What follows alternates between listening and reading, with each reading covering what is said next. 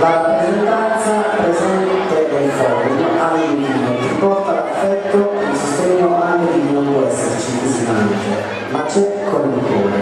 Ti auguriamo le cose più belle con stima e gratitudine che essi portano un bacio da parte nostra da Alice, sappiamo che non ti costerà. Grazie.